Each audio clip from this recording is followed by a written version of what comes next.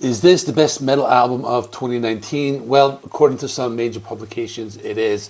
For example, Kerrang magazine ranked it number one on the list of the 50 best albums of 2019. Rolling Stone ranked number one on their list of the 10 best metal albums of 2019. And Revolver magazine almost ranked it at number one on their 25 best albums of 2019. It came in number two, but was beat out by Tools Fear Inoculum.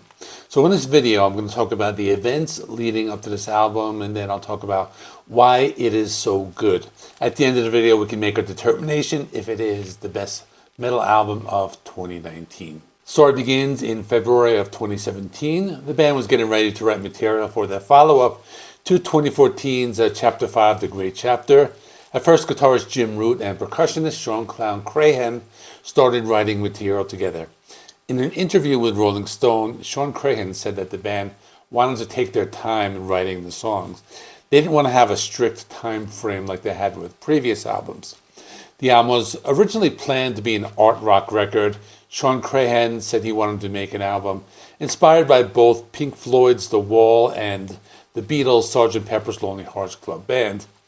He thought of making a double album that had a concept with various intro tracks. Also, a lot of ideas came from the demos that were recorded during the previous tour. Now it's about 6 months later, and they have a large body of work at this point in time. They're still thinking of making a double album, and they got together with the other members to get together and write the album. But one person in particular was absent from this process, and that was Corey Taylor, as he was busy recording and touring for his album Hydrograd with his other band, Stone Sour. But Corey Taylor began writing lyrics in early 2018, and many of these songs were very personal. A lot of them were based on events in his life over the past few years. And by April of 2018, Corey Taylor had written almost all of the new music for the album. It was now November 2018 and time to start the recording process. The recording process was started by Sean Crahan, but the rest of the band joined him the following January. The album was produced by Greg Fidelman. He also produced the previous album, Chapter 5, The Great Chapter, and he did the engineering for Volume 3 of the Subliminal Verses. There were rumors in the media that Ross Robertson was going to produce the album, but they were later dismissed.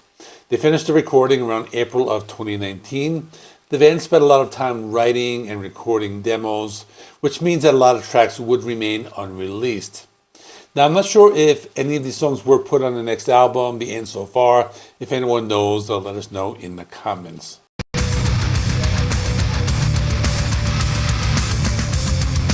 There was one single that was released before the album came out, but was not included on the album. Let's talk about that. I'm talking about the single, All Out Life, that was released on October 31st, 2018, which was almost a full year before the release of We Are Not Your Kind.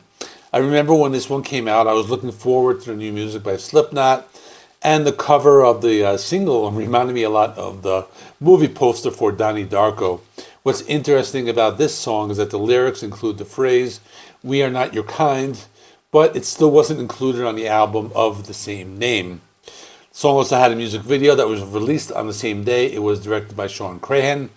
Also interesting that the music video didn't feature any of the band members. It involved a crowd of people wearing white costumes, standing on a prison bus. These people later escape. They run into a warehouse and they meet a bunch of black hooded figures, and they bow down to them, and the black hooded figures end up spraying blood on them. It's like this cult kind of thing, and they cover them in blood. So at the end, the bus is ignited in flames. The music video broke the band's record for the most views in a single day on YouTube, with more than 3.4 million. At first, the song was going to be included on We Are Not Your Kind. However, when the track listing was revealed, it was not included. According to Corey Taylor, he said that the song was a way to let fans know that they were still making music. Now, personally, I think they should have included it on the album. I went out and I bought the CD, this one here, and it's not on this version, but it's on a Japanese version as far as I know. And I did a quick search, and the Japanese version is on Amazon, and it's not too expensive. So if you're interested in that. Now, not everything was smooth sailing. There were some problems. Less than 2 weeks after announcing the album's release date, percussionist Chris Finn filed a lawsuit against the band, claiming that royalties from merchandising and touring were withheld from him. A few days later, he was asked to leave the band. So now they had to quickly find a replacement. They found someone new, who fans called the Tortilla Man, because his mask looked like a tortilla that was heated on a comal with the burn marks and everything. So according to Jim Root, this did not affect the album's production that much.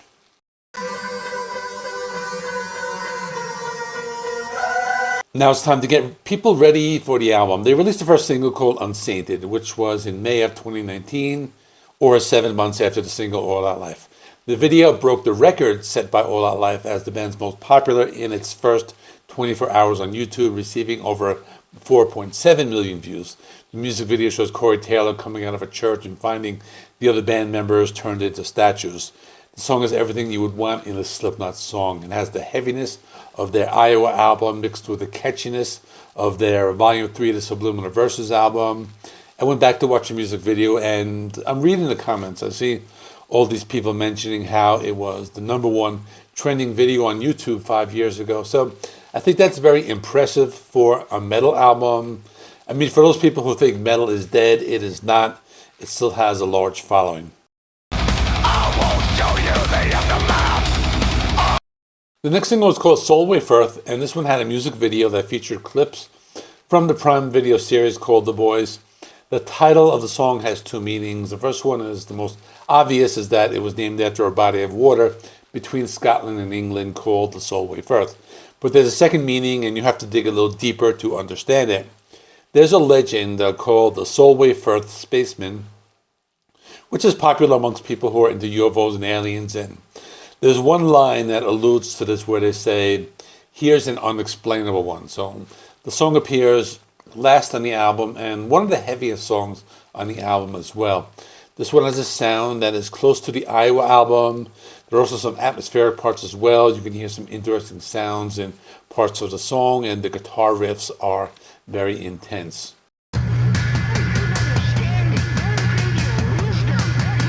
And on August 5th, they released a single called Birth of the Cruel. This was just a few days before the official album release.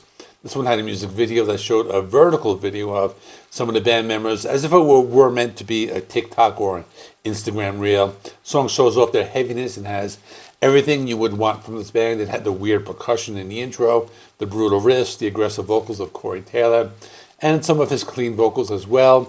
It was one of those songs that really showed off their melodic side as well as their brutal side.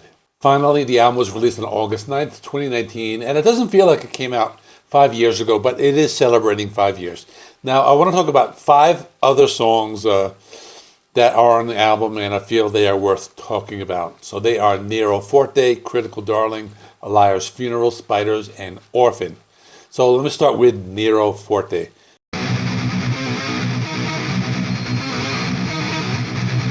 So it's a dark song. The song title is in Italian. It means black and strong, respectively. In other words, the message behind the song is staying strong in times of darkness.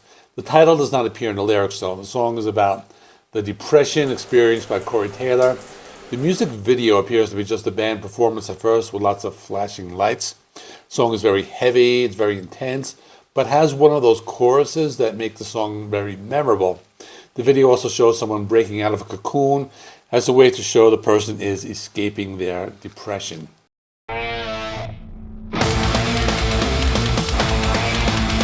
Then there's a song, Critical Darling. This one is a little different. The opening guitar riff is kind of strange, but it's backed with some fast and aggressive rhythms. I thought that this song came, or was one of the more melodic ones. Corey Taylor does some clean singing in the chorus, and during the verses he does that vocal style, which is almost like rapping, but not really. They show off their experimental side on this track. About halfway through the song, it goes into this atmospheric breakdown where you can hear some electronic sounds.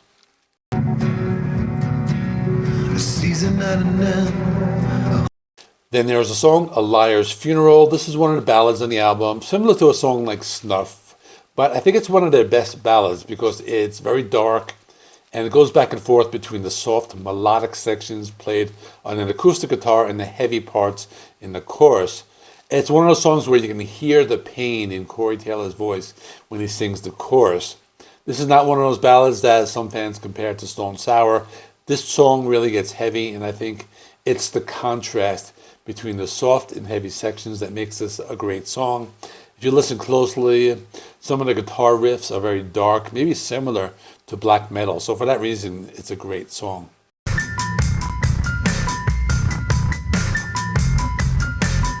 Then there's one of the strangest songs by Slipknot called Spiders. This one has some haunting keyboards and this underlying haunting atmosphere. I've heard this song being compared to David Bowie. This is Slipknot getting experimental. Some fans might not like it. But at this point in the band's career, not everything is going to sound like Iowa.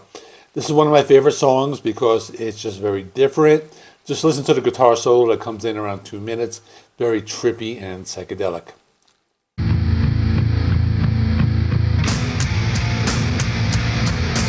I'm going to talk about one more song because this video is getting kind of long, and that is the song Orphan. Now, why do I like this song?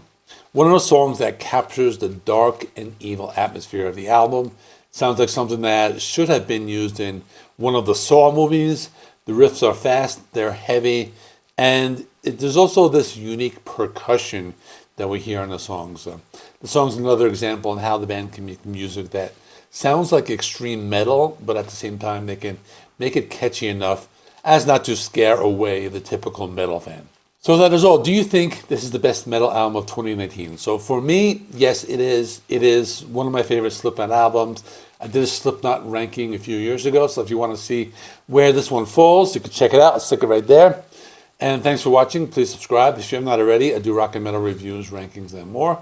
I'll see you in the next one.